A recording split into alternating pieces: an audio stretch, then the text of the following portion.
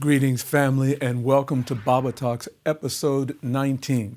Before we start, I want to take a moment to thank all of you who have signed up for my email list on my website, babathestoryteller.com. It is truly an affirmation that so many of you support my work and continue to make sure we stay connected.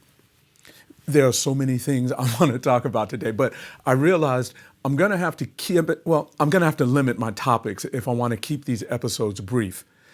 At the end, I'll let you know what our next discussion, Baba Talks episode 20, will center around. What's on my mind? Well, something that happened yesterday, actually. I started a new residency at a school I have never visited. Whenever I walk into a classroom, I always set the tone of, what my expectations are. I always try to construct a community out of the students who are present. The whole point of my initial introduction to a class, it's to empower each student to see themselves as an integral part of a whole, who's capable of contributing to everyone else's success. Okay, on to the incident of the day. So I'm setting these expectations, being a firm but warm demander in my demeanor and connecting through continuous eye contact. The children are buzzing with enthusiasm.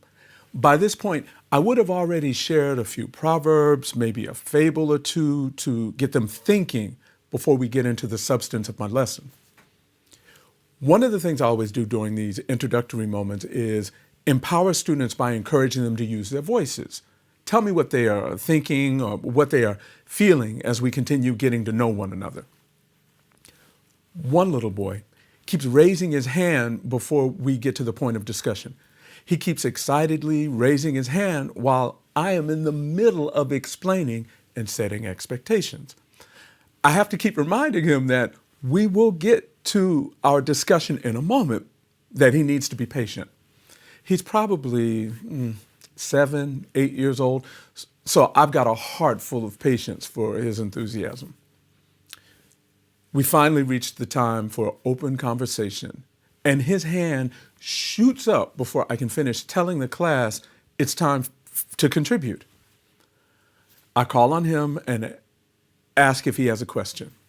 He says, "No, I don't have a question. I have a statement." Okay, I smile like beneath my mask because I love that this child just articulated himself in such a clear and mature manner. Go ahead. Share with the class what you have been so desperately wanting to share. The child looks me right in my eyes in the most sincerest tone and says, "I just wanted to tell you that I really, really like you." Emotional Baba puddle in 4, 3, 2, 1. Now, not what I was expecting. I don't think I had been in his class more than 15 minutes before he began raising his hand to get his statement out. I've had this happen before, and I'm not bragging here, but I have had this happen often over my career, and I think I'm beginning to understand why. I think it has less to do with me and more to do with children's need for structure, consistency, discipline, and recognition that they matter. I think that little boy was loving being seen and recognized as someone who could bring value to my life. I know I'm not being the most elegant in making this point, but I think most of you understand what I'm trying to say. I carried that child's statement with me all the rest of the day. He uplifted me and motivated me by sharing his sincere thoughts and feelings in that moment. Is it aspirational to think that we adults who are the supposed teachers of these children can do the same for those we come into contact with? No, I don't think so. All right. In my promise to always keep these episodes short, I'm going to bring this to a close with a few announcements. I'm back in the studio working on my follow-up album to Ancestral Strings.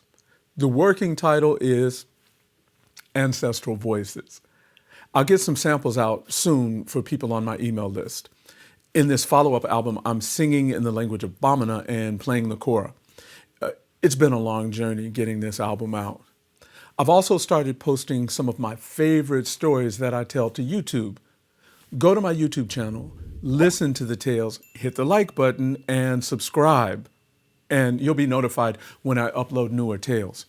Also, many of you have been with me for years. Let me know what you think. Let me know what you're thinking.